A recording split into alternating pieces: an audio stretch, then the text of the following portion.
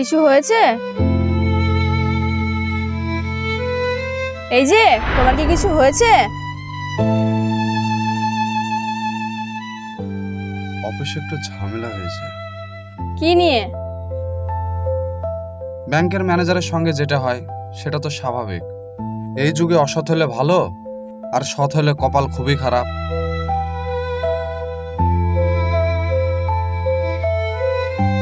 কি হয়েছে সেটা আমাকে খুলে বলতে পারো?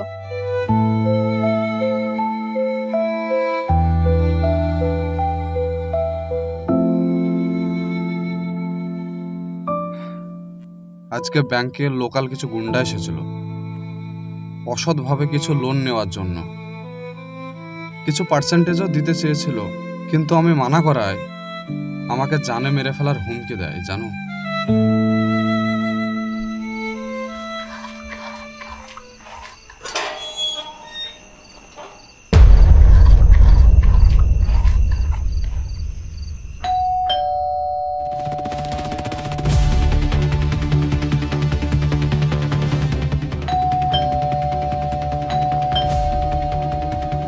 দাঁড়াও, আমি দেখছি।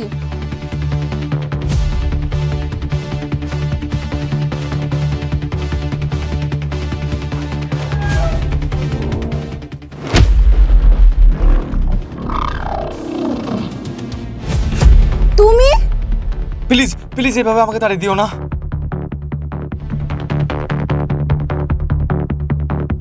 এত রাতে তুমি কেন এসেছো এখানে? দেখো আমি খুব অসহায়, আজকের একটা প্লিজ তুমি আমাকে থাকতে দাও। এত রাত্রিবেলা তুমি আমাকে থাকতে না দিলে আমি কোথায় যাবো এখন? তোমার জন্য এখানে কোনো জায়গা নেই, তুমি এক্ষুনি বেরিয়ে যাও। দাঁড়াও,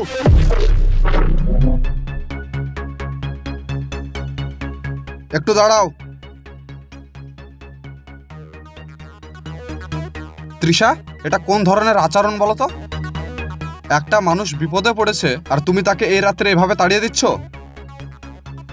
এ ভাই, তুমি ভেতরে এসো। কিন্তু কোনো কিন্তু না, তুমি ভেতরে যাও, দিয়ে খাবার রেডি করো, যাও। এসো।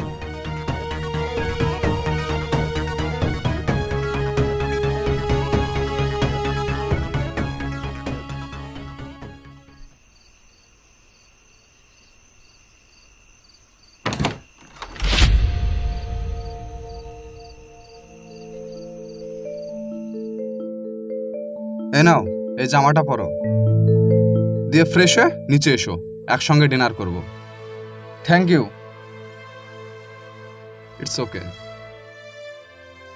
তাড়াতাড়ি এসো।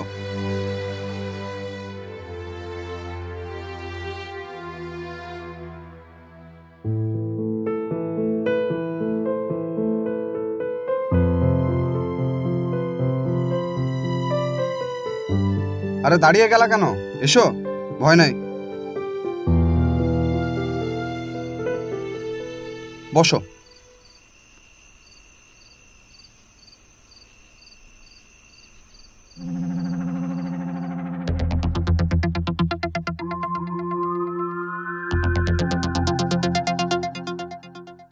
আচ্ছা, এত রাত্রে কোথা থেকে আসা হয়েছিল? একজনের সঙ্গে দেখা করতে এসেছিলাম, বৃষ্টির জন্য আটকে গেছে, বাড়ি আর ফিরতে পারিনি। ভালোই করেছো, দেখা হয়ে গেল।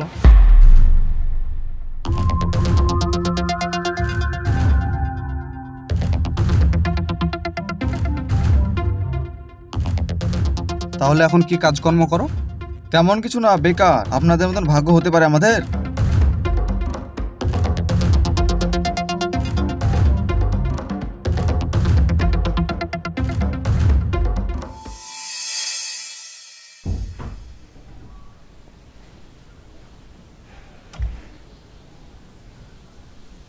কি ব্যাপার, এভাবে মন খারাপ করে বসে আছো?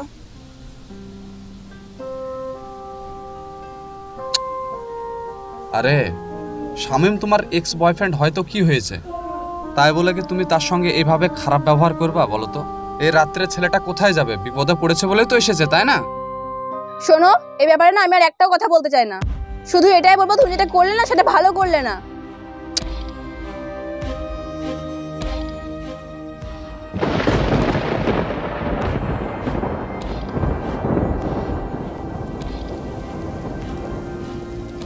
বাবা, বাইরে তো ভালোই বৃষ্টি পড়ছে।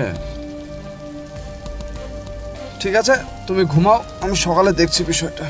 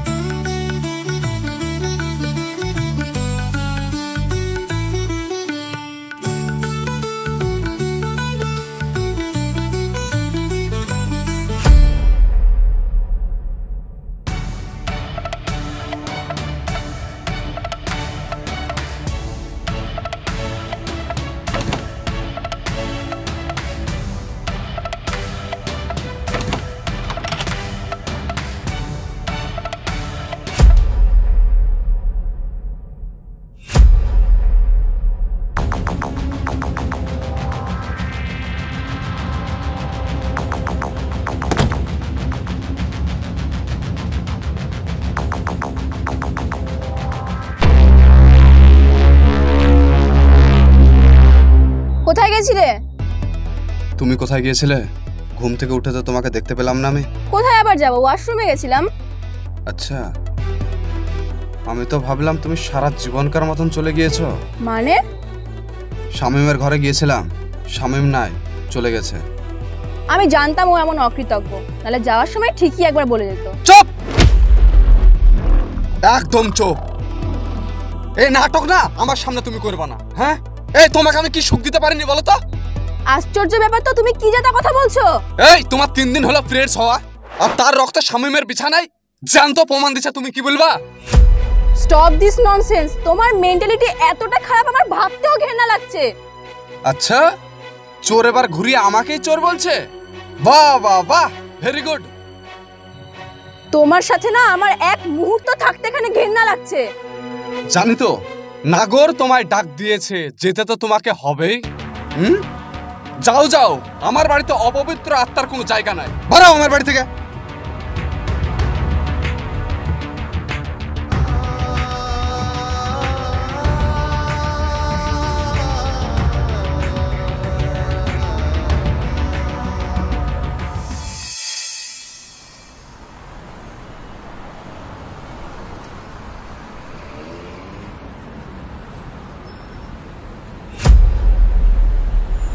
এ মাইনুল ভাই,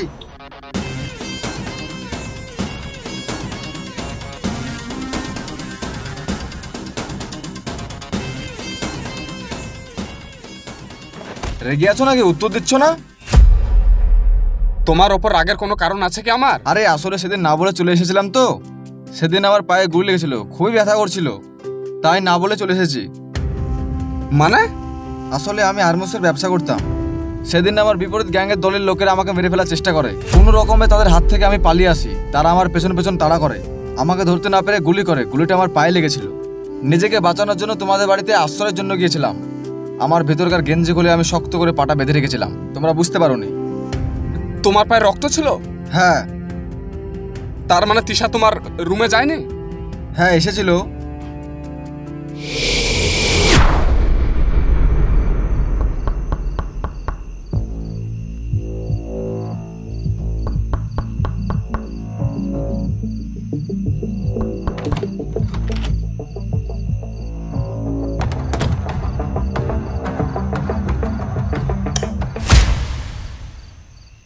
আরে তুমি এত রাত্রিবেলায় আমার ঘরে, মাইনুল দেখলে তো খারাপ ভাববে। আমি জানি, কিন্তু তোমার সাথে আমার কিছু কথা বলার আছে। হ্যাঁ বলো। দেখো, আমরা দুজনে অনেক সুখে আছি এবং আমরা একে অপরকে অনেক ভালোবাসি। তুমি প্লিজ আমাদের সম্পর্কটা এইভাবে নষ্ট করো না। তুমি কাল সকালে এখান থেকে চলে যাও, আর কখনোই আমার সাথে দেখা করতে আসবে না, আর কখনোই আমার সামনে আসবে না। অনেক দূরে চলে যাও।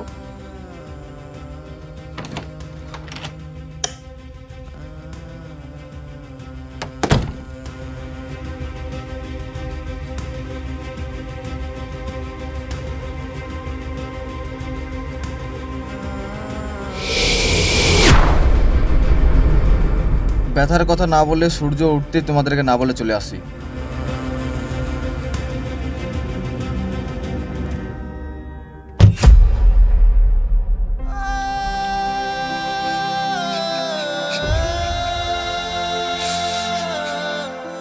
আরে কি হলো? আরে ভাই তুমি উঠো তো, উঠো। আরে তুমি এইসব কথাগুলো আমাকে আগে বলোনি কেন বলো তো? আরে কি হচ্ছে, তুমি এভাবে ভেঙে পড়ছো?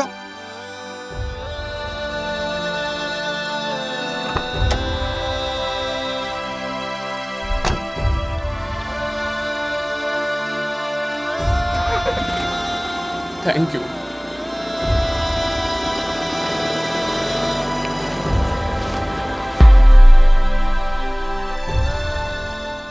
Thank you.